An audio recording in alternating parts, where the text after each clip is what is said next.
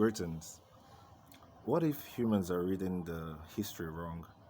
What if the things that they think are bad are actually just, residues of great things that are called? What if humans are just not getting the message? And the reason why they placed the message in the way that it was placed, it was exactly so for humans to get the message, the exact, you know, message behind it.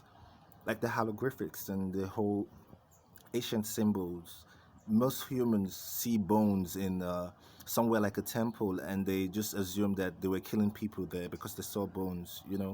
Most people see things and they make up different meanings, and often it's always mixed or melded with duality. They always have to have this negative narrative or this, familiar omen behind it, and no one is actually thinking that perhaps these people were, they decided to bury their dead there. They decided to bury any of their loved ones there because there's some kind of energy or some kind of, camaraderie or love energy that they have registered with that environment or that location. So people felt that if their loved ones were buried in that spot, they will have an easy transgression in the afterlife. So maybe they were thinking from a very evolved state of reasoning, but humans just from a lower negative, low consciousness point of perspective, they just interpret something beautiful as something negative, and that's just due to low consciousness thinking.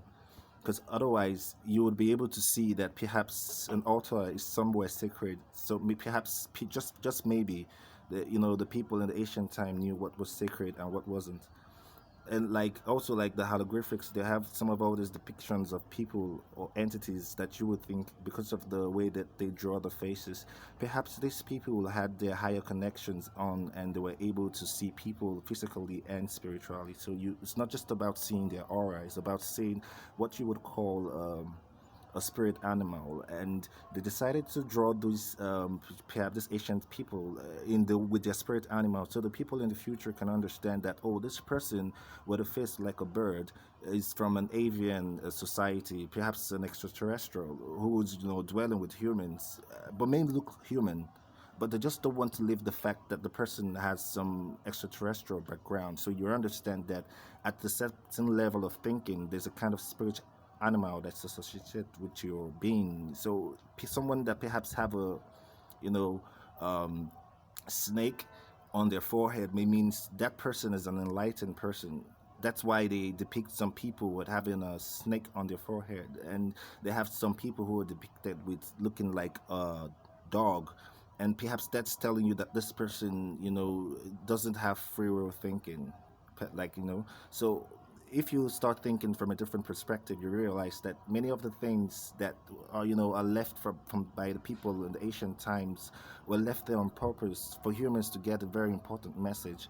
And one of the messages behind it, or the only message, is oneness, that we are all, all together in an an expanding experience, that many of those in the ancient time are still some of us and some of you who are here right now, and especially those of you who can you can vibe to this kind of you know narrative, this kind of ideas. This is a sign that you're may perhaps from an ancient time, perhaps you're familiar to this kind of you know topics. And this is what 2020 will be revealing, because it's the revolution, right on schedule. Namaste.